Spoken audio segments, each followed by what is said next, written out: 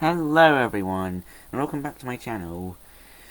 In this video, I will be reviewing, or comparing I should say, both variants of Sir Miles Axlerod.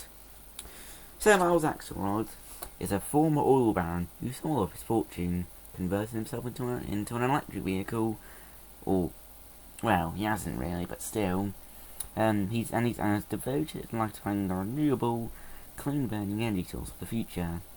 Ultimately discovering what he believes is the fuel everyone should be using. Axlerod is also the car behind the World Grand Prix, a free-country race that he created that tracks the world's top athletes, but it's really an excuse to show off his new wonder fuel. All in all, so let's see, what should I say about them? McQueen, Lightning McQueen, now his relationships, Lightning McQueen was one of the enemies in Axlerod in a sequel he was talking about when he thought, McQueen was one of the enemies of Axlerod in the sequel when he was thought to be a good guy. When McQueen was talking to Francesco Bernoulli, Axlerod was able to give him the offer of taking part in the World Grand Prix, having invited him before. In Tokyo, Axlerod stated that McQueen would be excellent in the competition, but also made it with excitement. When Axlerod made the decision to not have the last World Grand Prix race run on McQueen chose to use it for the race. This prompted Axlerod to tell Professor Z that all would be finished if McQueen was killed. While in London, Axlerod came to McQueen's pit stall to thank him for his decision, because how the fans reacted to the race and pulled the calls there. Soon, Axlerod was revealed by Mater to be an enemy after exposed to form a plot to sabotage the race and kill McQueen.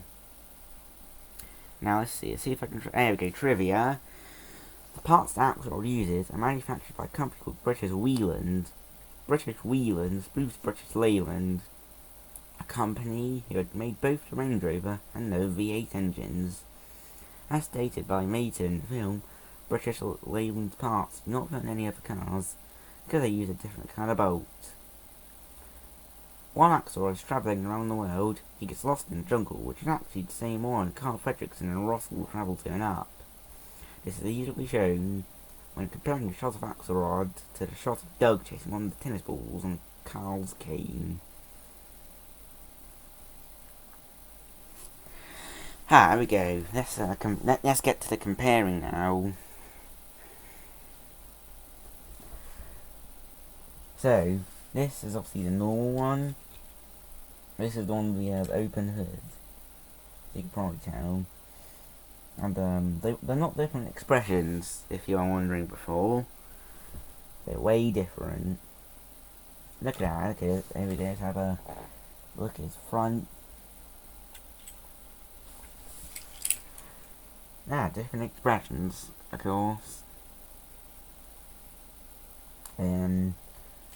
Well, this one close its hood where you can see his V8 engine. Can't see it that well, it's a bit dark, ain't it? Yeah, you can see it now. And I'll see, well, yeah, same on the side.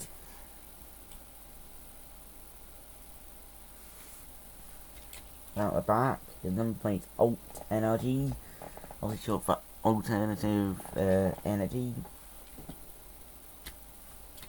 There's tops, you've got the solar panels, which is based on a Mark 1 Discovery, I think. Let's have a look at the base. So here's the normal. R16A is the code. And here's the one with the open hood. 529A. I think that's pretty much all there is to say. Goodbye.